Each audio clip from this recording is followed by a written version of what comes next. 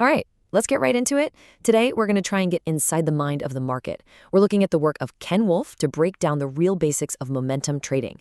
This is for anyone who's ever looked at a stock chart and just wondered, what is going on here? What makes those prices jump and dive like crazy? So let's dive in. I mean, it's the question everyone asks, right? You see a stock either shoot for the moon or completely tank, and it feels totally chaotic, random even. But what if it's not? What if there's actually a predictable engine, kind of humming just under the surface that's driving all that wild movement? Well, that's exactly what we're going to get into.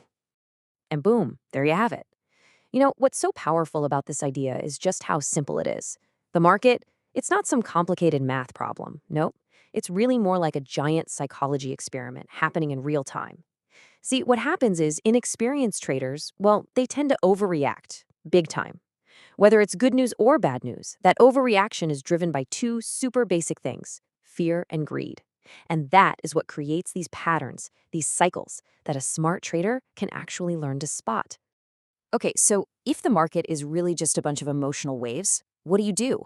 How in the world do you trade that?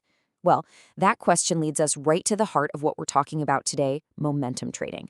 It's a strategy that's built to, ride those emotional waves instead of fighting against them.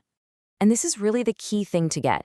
A momentum trader isn't trying to guess what a company is going to be worth a year from now or even next month. Honestly, they don't care. They are focused 100% on the here and now. The only question that matters is, how is the stock reacting right now? It's all about what's happening in the moment. You're not guessing, you're observing. You're just trying to spot a wave of momentum and, well, ride it. All right, so let's get practical. How do these emotional waves actually show up as patterns that you can see on a chart? Well, these big swings of fear and greed create some really distinct, totally recognizable shapes. For what we're doing today, we're going to zoom in on the two most common ones, the two most powerful ones. Ken Wolf calls them the gainer and the dumper.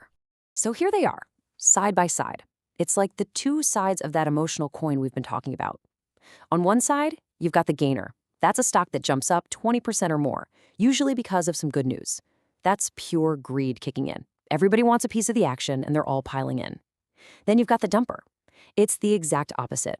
A stock drops 20% or more, maybe on some bad news, but not like company-ending bad news. This is a fear-driven overreaction. People are just panicking and selling. That 20% number, that's kind of your signal that a really strong emotion is driving the bus. Okay, let's actually see what this looks like on a chart.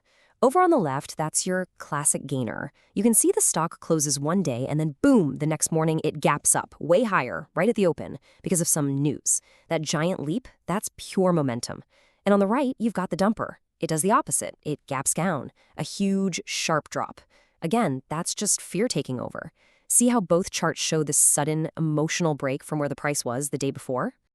All right, I know what you're thinking. This all sounds great in theory, but how do you actually get good at this stuff? How do you spot these patterns without risking a ton of money? Well, the answer is not to just jump in and start trading. The very first step, and honestly the most important one, is to just become an observer. And the way you do that is by building a trading diary. And look, this is a super simple but really powerful discipline. The key is you're not trading, you're just tracking. Every single day, you just pick a handful of stocks that look like they could be gainers or dumpers. You write down the key numbers: how big was the gap, what was the opening price, the closing price, and then you just make notes on how it acted during the day. Did it dip right at the open? Did it bounce back hard? What you're doing over time isn't just collecting random data, you're actually building your own personal library of market behavior. And what's cool is that after just a few weeks of doing this, your diary starts talking back to you. It starts giving you answers. It helps you build a kind of intuition, but one that's based on actual data, not just a gut feeling. You'll start to see for yourself how these patterns usually play out. Like, does this kind of news almost always cause a dip first?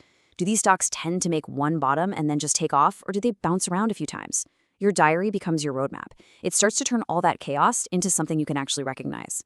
And that really brings us to the single most important takeaway from all of this. Learning to spot these patterns, look, it's not about finding some magic bullet that makes you right every single time. That doesn't exist. The market is always going to do its thing. The real goal here is to build the discipline to follow a process, to track the data, and to make decisions based on patterns you've seen before, not based on your ego or some random emotion. So the final question isn't just, hey, what's the market going to do? The real question you have to ask yourself is, do I have the discipline to actually stick to my plan?